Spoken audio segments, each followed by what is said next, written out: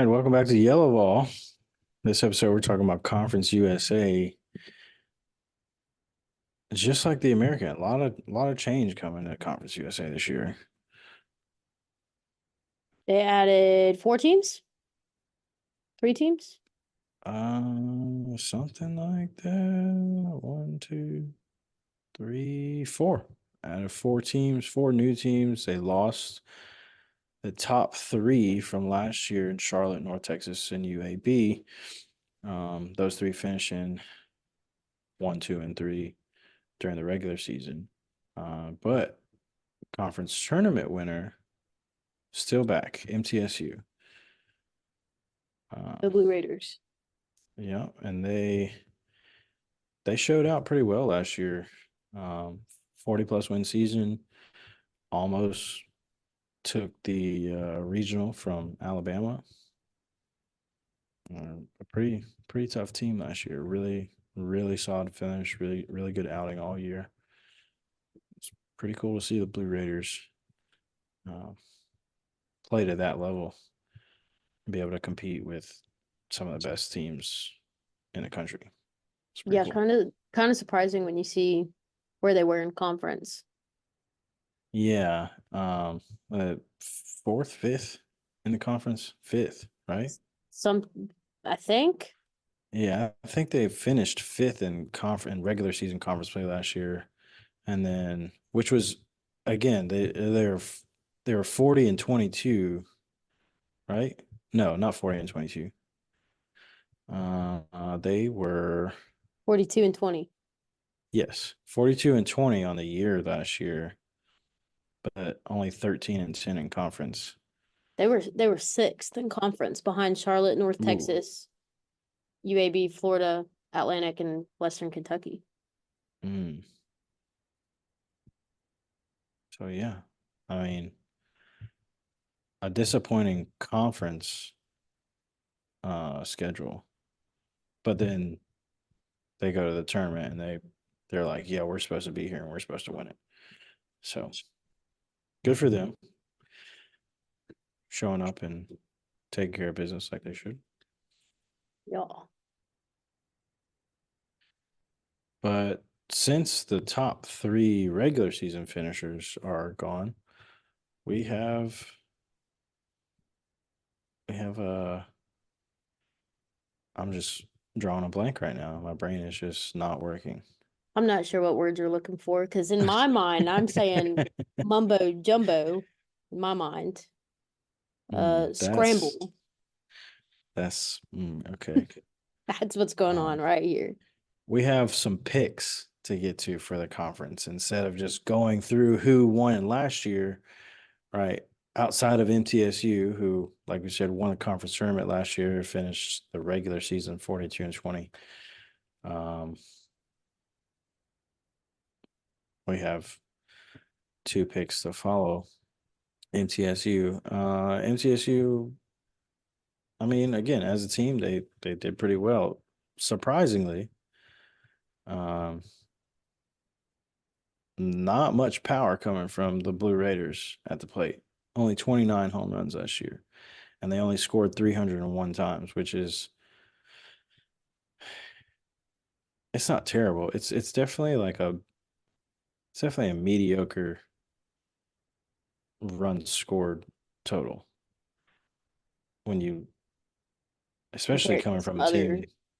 Yeah, compared to some Power Five schools and some American schools, but definitely coming from a 40 plus win team. Like you would expect at least somewhere around 330, 350. Yeah. But where they lacked in power to get their 301 runs across, got to get in a scoring position somehow. So they stole 91 stolen bases as a team in 104 attempts. Pitching wasn't that top tier echelon from a Power Five school, an SEC school, or an ACC school, um, but a 2.44 team ERA, that's not terrible. Something that it's definitely doable. Yeah, I mean, it gives you something to work with. It's on par for the Big Ten. as a whole. Mhm. Same thing with same thing with their team batting average, sub 300, just under 300. It's again on par with your Big Ten teams. Um, Fielding percentage, you'd like to see that a little bit higher, but I mean overall, like not bad. Could be better, but not bad.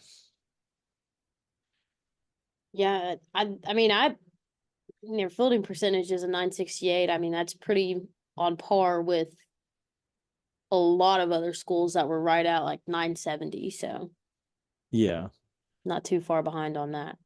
yeah. But again, like we've talked about previously, like the higher that ERA goes, the better your fielding percentage and your team batting average needs to be.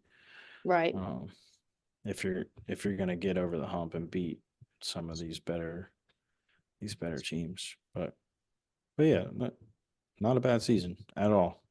A really good season, actually. Um, Yeah, and based off of who they have coming back, I don't suspect any reason why they wouldn't have another good season this year. yeah, I mean,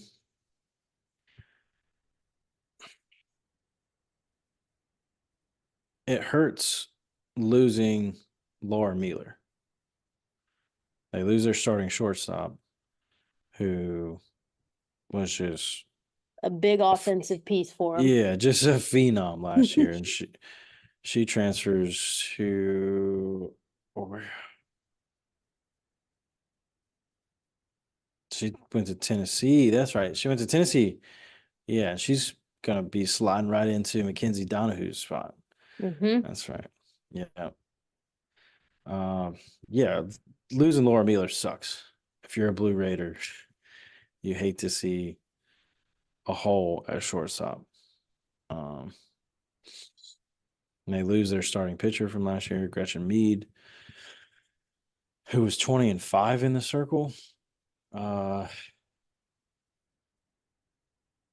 but still got Cameron Karsich. I don't know how to say that last name. I would say Karsich, Karsich. All right, maybe.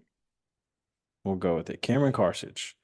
Still have Cameron Carthage coming back. She threw 141 innings last year and had a 1.94 ERA. I mean, that's sub two ERA. That's really good. Um, Only 9-8 in the circle last year, but I mean, he's still throwing 141 innings. She's gonna get more innings this year. So you're probably Yep. talking about she's probably gonna throw 175 innings like Gretchen Mead did last year, and her record is gonna reflect that. So uh held opponents to a sub 200 batting average. I mean, can't really ask her to do much more than that last year. No, got to be thankful though that she's coming back for sure. Yeah, definitely. Brings back experience and like a hefty workload from a year ago. So definitely look to see her be the workhorse for the Blue Raiders moving forward. Um, Tell me about Amaya Harris. Um, she's a pretty solid player for him. She was 384 batting average, 433 on base percentage, so really good in the getting on base category, in my opinion. I think 433 is pretty noteworthy. Yeah. Yeah. I mean, she only made one defensive mistake, and outstandingly, when they were working their tails off against Alabama in their regional last year, she was a player who had at least one hit in each game. Every single game in that Tuscaloosa regional, which I think they ended up playing, what, 5 games? Yeah, something like that because they had to go through the losers bracket and then they took Yeah. a game from Alabama. And then, yeah, it was, I don't know, I want to say it was 5. Um, but she's also the returning leadoff batter. And I think one pair of shoes that I always find difficult to try to fill is the leadoff batter, just because you know that that person's one a leader in some way, Says shape, or form. says the leadoff batter. Says a person who did not want to be the leadoff batter. Let's make one thing real clear.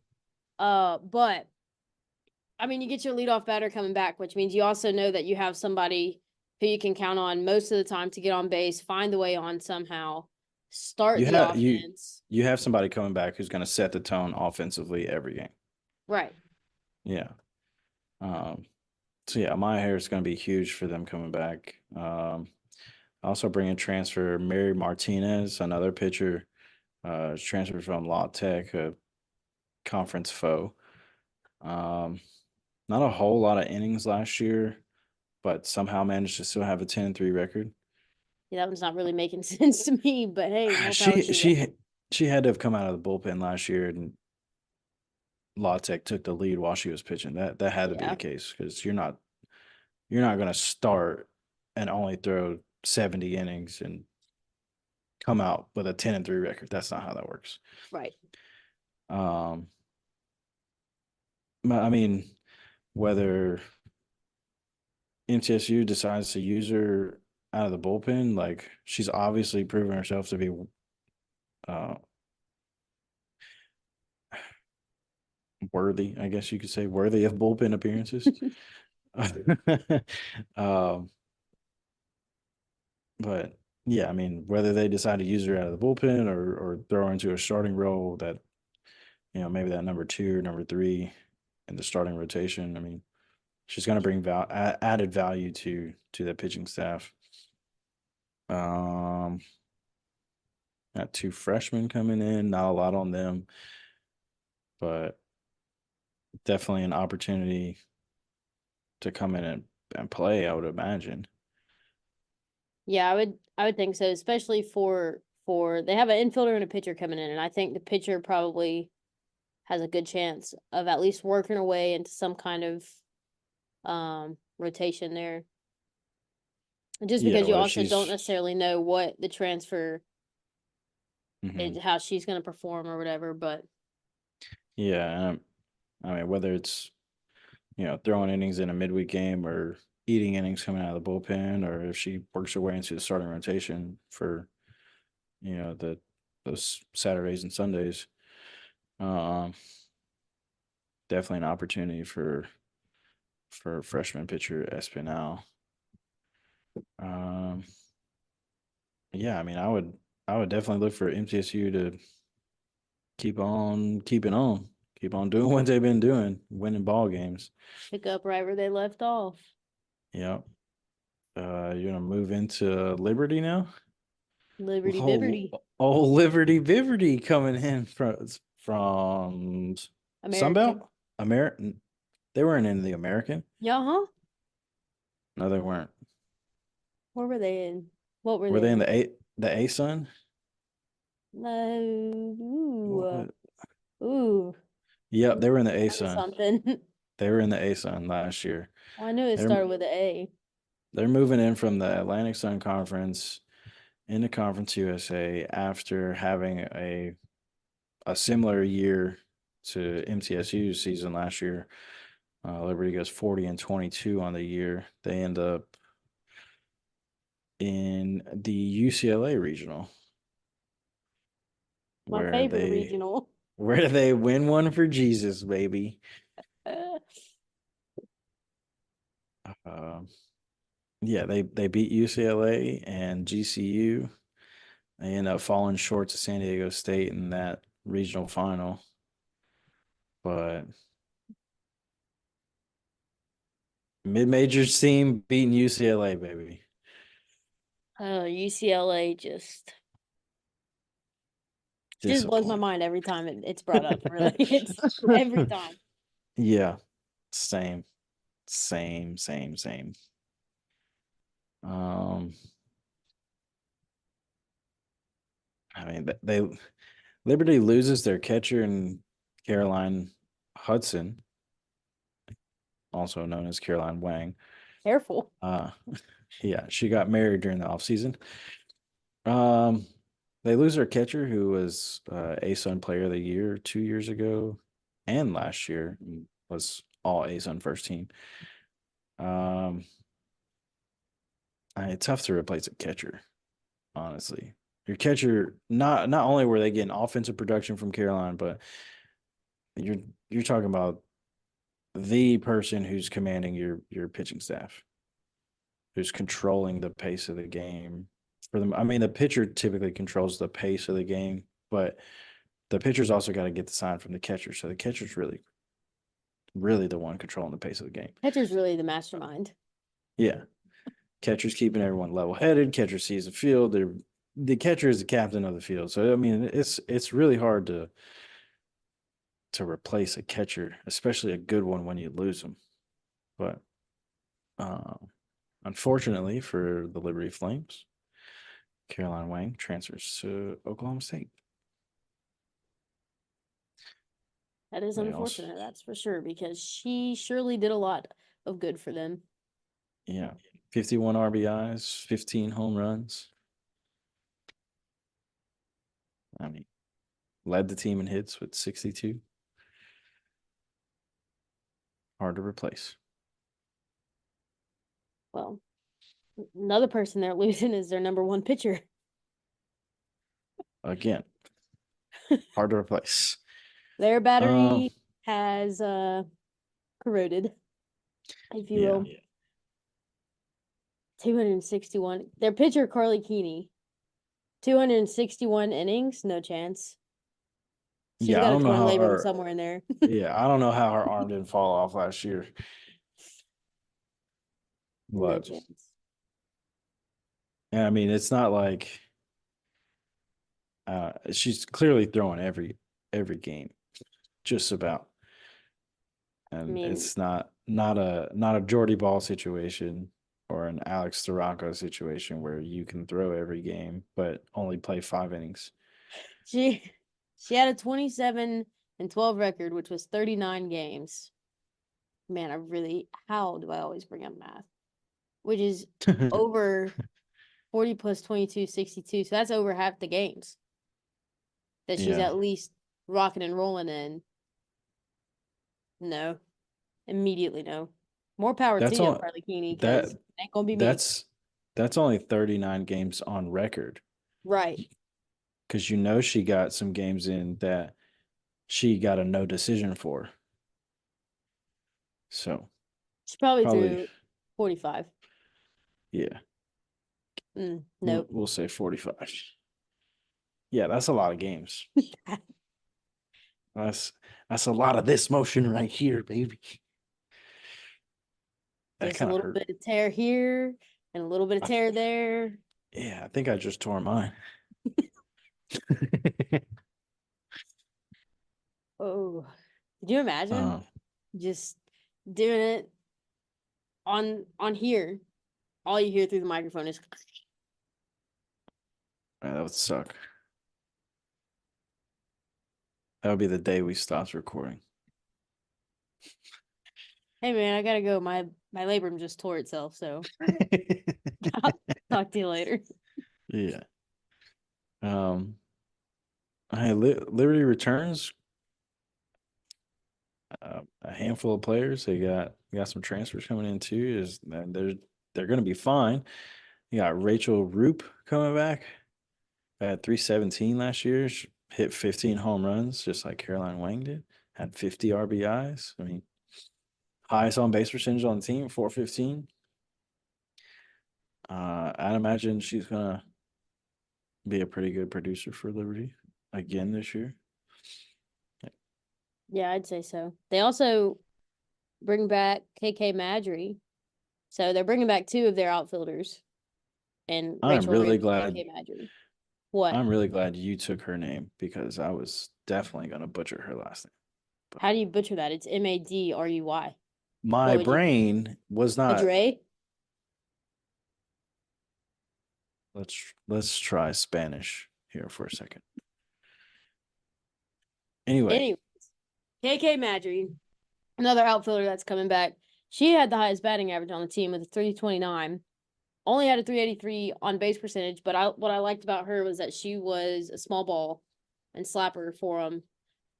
Which obviously when you have a person who can small ball and slap, that means they come with speed, and that she did. She stole 26 bases on 27 attempts, so almost perfect on the season. So I mean, between KK Madry, I really hope that's how you say her name. If not, Oh well. It's gotta be because the way that I was gonna say it was not it. I Without, want to know, yeah, how are you going to say it? I told you. Think Spanish. I'm not really. I was gonna say madre. Yeah, okay. That's what I thought. I was like, surely not. That could be it though. I mean, I it could, I guess, but I think it should be a requirement to put the name pronunciations on the webpage. I'm just saying. I don't care how easy the name looks. there were a few schools that had like you could click the The little little, ear. yeah, and it would say the name. Some of the girls, it was like the easiest name ever. Yeah. Caitlin Clark. I wonder how you pronounce that. Yeah. No, I could use it for this one for sure. Yeah. I got Paige Bachman coming back. Their second pitcher in the rotation last year. Not near as good as Carly Keeney. Um, coming in with a 3.02 ERA. Threw a good chunk of innings last year, 10-9 record. I imagine she's going to throw a bunch more innings this year with Keeney gone. I don't think she's going to throw 260 something innings, so No, and I think I last year I have it in my notes. It says only had three pitchers. Question mark, question mark, question mark, question mark. That's what I think that's what I saw, which would explain why Carly Keeney threw 8,000 innings. But yeah. hopefully it's a little more evenly split this coming season because they do bring in a couple of pitchers. Yeah, I mean it seems like the Liberty coaching staff was like, we're losing Keeney next year, so we're gonna have to figure something out. And they knew Bachman was gonna come back, and they bring in another transfer pitcher from North Al and Elena Escobar, who threw a good chunk of innings last year, about the same as Paige Bachman. And they also bring in Tyler Oubre. Is that how we say that name? That's how I would say it. All right. They also bring in Tyler Oubre. Um, another transfer pitcher. You know where she's from?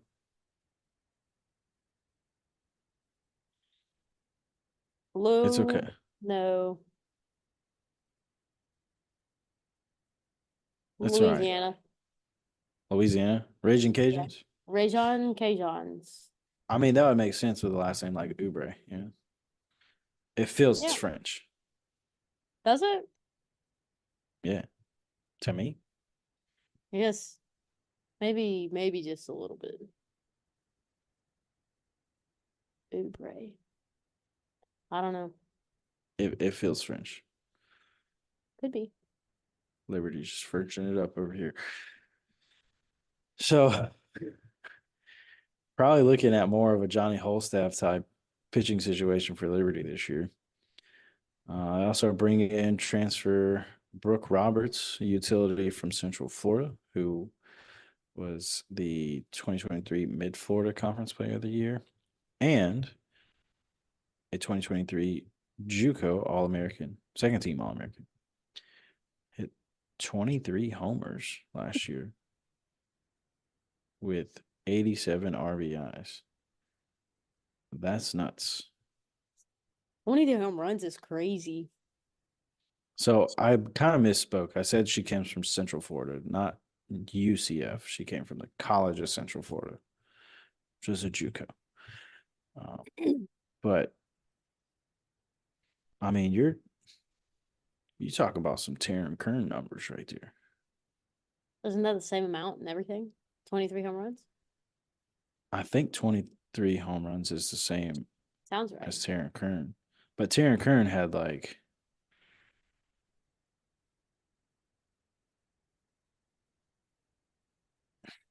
I thought she had like 100 RBIs. Probably. I mean, either way, like 87 RBIs is that's through the roof when you're talking about a college softball season. if you're talking about a 162 game Major League Baseball season, that's a lot, Yeah. let alone a college softball season. That's That's 60 games, yeah. a third of that. 23 home That's runs. wild. Well, that should definitely help offensively for Liberty. Yeah, no doubt. No doubt. Liberty bringing in two freshman pitchers as well. So, yeah, we're looking at Johnny Holstaff for sure. Um, Dak and looking at somebody to take command of the circle and say, "This is my circle," to be that number one, and then it's just Johnny Holstaff from there, baby. You not working? We're going to the pen. Let's go. We got 18 pitchers. they're probably feeling super happy that they have a lot of pitchers to choose from because if they only had three last year, boy. I know if I'm Paige Bachman at the end of the year, I'm walking in the coach's office and I'm like, "Hey, I can't do what Carly did. You're gonna have to find somebody else to help me out." We need more pitchers ASAP. Yeah. My arm is gonna fall off if I throw Yeah. more than 150 innings. Yeah. But yeah, I mean, Liberty's probably they're gonna still be competitive. One of their freshmen is Kalen Yoder, 2023 Delaware Gatorade Player of the Year. So I'd imagine she's probably gonna be pretty solid for him Yeah. Paige Bachman's gonna be real thankful. for sure. Then so we go MTSU, who won the conference tournament last year. We go Liberty, who won the A-Sun last year and had a pretty good performance in their regional, um, giving UCLA their first loss of that regional. So between MTSU and Liberty, safe to say that we probably have some winner picks there. Very safe to say. Not gonna say uh, 100%, but I'd probably go with the old 99%. yeah. We move into the third pick. Given how Conference USA finished last year during the regular season, um, it was record wise, overall record wise. I mean, overall record and conference record. It was pretty close between the next two teams, and we kind of feel like Louisiana Tech has the upper hand to finish in the top three this year for Conference USA. Uh, finished seventh last year, right behind MTSU with a 13-11 conference record, 32-24 on the year. Um, team ERA not bad, definitely comparable to Liberty and MTSU. It's their offense that's where the struggle Hurdlish. bus is. Yeah. Um, Similar to MTSU, not getting a lot of power out of La Tech, 29 home runs. They kind of make up for that with stolen bases, so they're pretty pretty quick team, you would say. Um, only have one real key loss in Sierra Sacco, one of their outfielders who transferred to Mississippi State.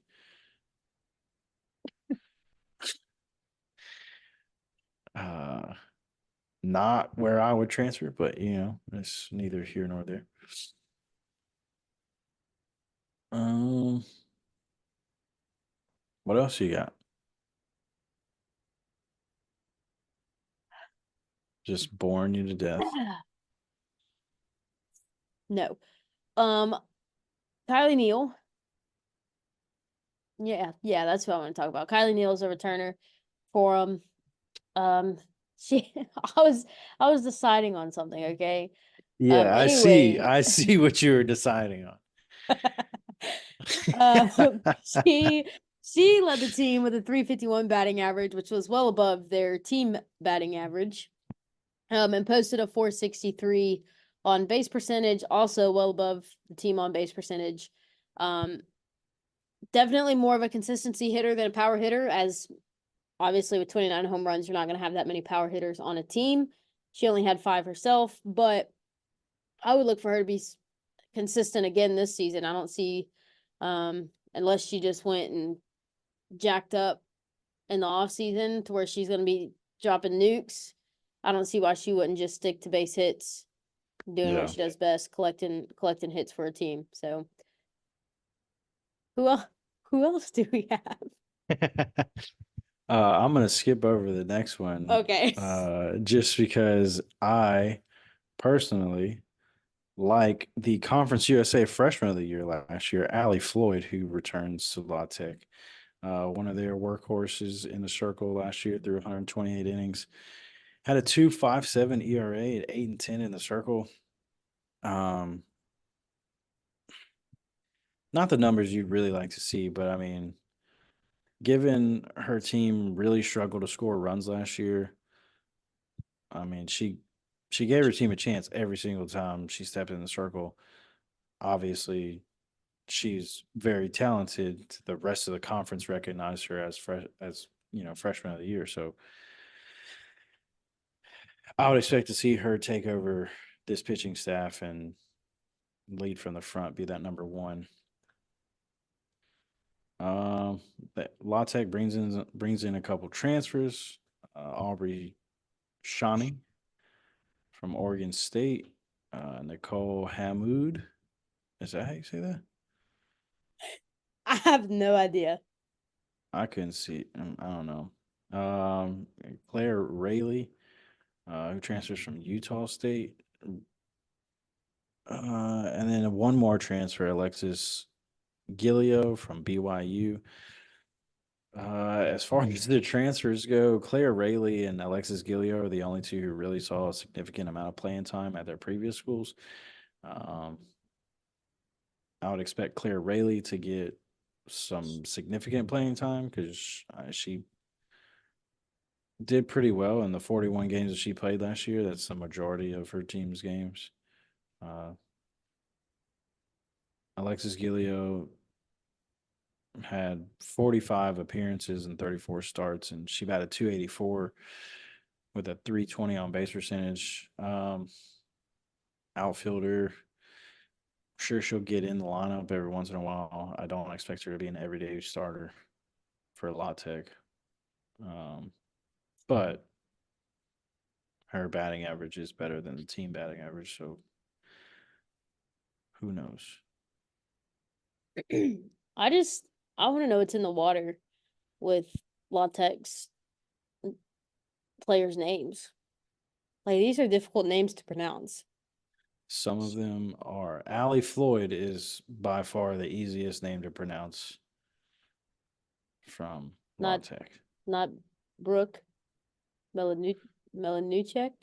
New Newchuck? Melnichuk? I think it's Brooke Melnichuk. I think that's how you say that. Couldn't Um, tell you. yeah, I mean, I could see La Tech coming in the three spot. That's why we put them up here, but I don't think they're really gonna do a whole heck of a lot. But uh, with MTSU and Liberty, Yeah, it also could be a toss up between La Tech and Western Kentucky. yeah. Some other notable players from the conference got you got quite a few, or I don't want to say quite a few, but yeah, three of the four um, from newcomers to the conference. You got Lindsey Richardson from Jacksonville State, Jalea Holmes from Jacksonville State, and Riley Carley from New Mexico State. Jacksonville State comes to Conference USA from the ASUN. Lindsey Richardson Batted 389 last year, 61 hits, 9 home runs, 473 on base percentage, 49 RBIs, a 982 fielding percentage is pretty good. There were 223 chances at first base. So ace on first team last year. I expect big things from Jacksonville State's Lindsey Richardson again. Jalea Holmes, ASUN's freshman of the year pitcher, 16-7 on the year. That's pretty good Yeah, for. I mean, that's pretty good for anybody, but for a freshman, it's pretty good. It's no Najee Kennedy, but it's up there. pretty pretty solid numbers right there. Mm-hmm. Riley Carley from New Mexico State was second team WAC last year. Time out. Well, Why did you say it like that? she was a second team WAC player. It's no. It's just the way that you like whack second team, which is really hard on the WAC in that phrase. Made me laugh. It was funny. All right. Second team Western Athletic Conference player Riley Carley from New Mexico State last year. Batted 346 with a 411 on base percentage. Hit 16 yaks last year. Yaks for the whack. Yep. Yaks for Conference USA now. Look for Riley Carley to continue to drop bombs again this year. And then Ashton Lansdale from Florida International. Ashley, I will let you talk all about Ms. Lansdale. And that I will. So she's coming into Florida International as a transfer. The reason that she's on the watch list is because this is her first season playing college softball, which is very unique, I would say. She actually played her 2 years prior. I think it was 2 years. I would assume 2 years at the JUCO level, but she played baseball. So she's transferring from Georgia Highlands after playing 2 years of baseball. And obviously, she didn't just play 2 years of baseball. She's been playing baseball for her life. Brings in a 295 batting average. Pretty decent for baseball, I would say. Yeah. 378 on base percentage. And she led her team last year. Again, Georgia Highlands, JUCO team out of, I would assume, Georgia. Led the team in runs scored with 36, with 44 hits, 6 home runs, and 19 walks. And she's got some freaking wheels on her feet because she stole 26 bases, 26 90 feet apart bases. I'm out. Yeah. Ain't So no way. so the 6 home runs from a girl playing baseball, that's insane to me. Um, but also 26 stolen bases. That There's no way. you don't see that. There's no way. You do Not not unless see your that. name's Ronald Acuna Jr. Well, he stole a lot more than Double. 26 bases, but Actually, yeah. it was like 70 something, wasn't it? I don't know. I don't know. I have to go back and look, but A lot. yeah, super impressive. Definitely keep an eye out for Ashton Lansdale do some damage for FIU. But it will be an adjustment. Baseball, softball, not the same. One's downhill, one's uphill. Who knows Yeah. how it'll go? Yeah, definitely not the same, but one to keep an eye out for sure. All right, so as far as the remainder of the conference goes, we're going to get into a sleeper pick. And for Conference USA, man, it's really not that much of a sleeper pick because the next, let's see, we've already mentioned Western Kentucky. Our top three were MTSU, Liberty, La Tech. We said Western Kentucky could have kind of flip flop with La Tech. And then beyond that, I mean, you're talking really just one more team that we both think has a shot. So Okay, I guess I'll say who it is. That 3, 2, 1. one. Okay, try it again one more time. 3, 2, 1. Yeah. All right, Jacksonville State. Yeah. The only other option would be FIU, but I Well, I Jacksonville State, mean, I think Jacksonville State has a better opportunity here. FIU was more in line with New Mexico State. Yeah. Neither team had a great season last year. Um, but it's between La Tech, Jacksonville State, and Western Kentucky, all three of them virtually the same team with different uniforms. Yeah. So Jacksonville State though, why I like them almost almost better than La Tech, maybe. I don't know, haven't decided. But why I like them is because they have the Georgia Gatorade Player of the Year coming in for them. And Amber Reed, who's a pitcher, and last year Jacksonville State's ERA team, oh my god, my contact is messing up so bad. Their team ERA was a 3.44. La Tech's team ERA last year was a 2.38. That's why I said almost, because I feel like pitching wise, La Tech's got the upper hand, but I am interested to see right, what this Georgia Gatorade Player of the Year can do for Jacksonville State.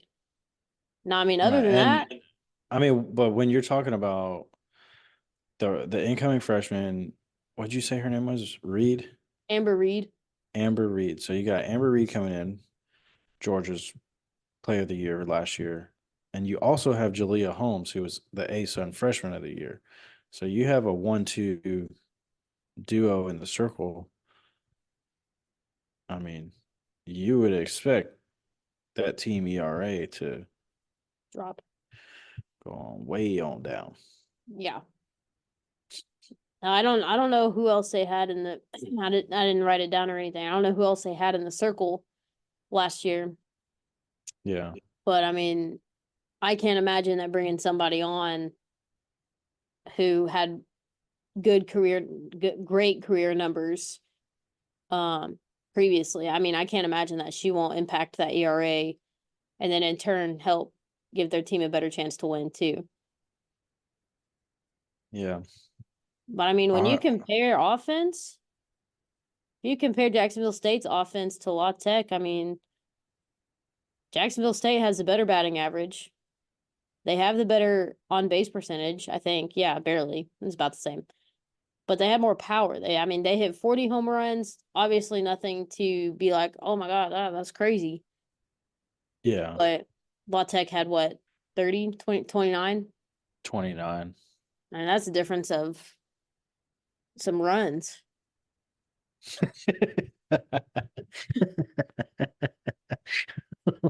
11. At least 11. Oh, it's so embarrassing every time. It's gotta quit. It's gotta quit. Oh my gosh. Oh man. That is third grade math. 40 minus 29? Come on. That's terrible. That's Oh awful. man. The hamster must be sleeping Great, up here. great commentary. Great commentary. Um, Golly. no, I would tend to agree with you. I think Jacksonville State has a really good chance to finish in the top three. I think Western Kentucky has a really good chance to finish in the top three as well. Um, but it's just, I mean, I I don't want to say you could flip a coin because there's three teams involved here, not just two. But You could, you there's get the nothing that works idea. for Like me. Yeah. you can you could you could spin a kiosk, I guess. I was gonna say draw a name out of a hat, but sure. I was just trying to think of a three-sided object. You know, sunglass hut kiosk, baby. Um, But yeah, I mean, between Western Kentucky, Jacksonville State, and La Tech, like there's no real sleeper here. Like they're all the same team. They all three of them have a chance to kind of take the conference over, but realistically, it's gonna be between MTSU and Liberty. Yeah. So So then if you have to pick, who do you put one, two, three?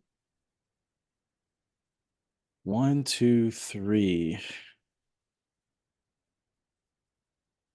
I really want to say MTSU, Liberty, Jacksonville State. But I mean, it's just hard to beat Jesus, man. Liberty, MTSU, Jacksonville State. I mean, is what it is. You can't beat Jesus. He already won. I'm rolling with Liberty, MTSU, Jacksonville State. I would love for the Uh, hometown to prove me wrong. Love for the Blue Raiders to go out, win it again, beat Bama, carry on. yeah, I mean that would be cool, but maybe not the beat Bama part. Um, but yeah, I mean, uh, between Liberty and MTSU, it's their conference to win or lose. And I think Jesus has this one in the bag, so we'll see.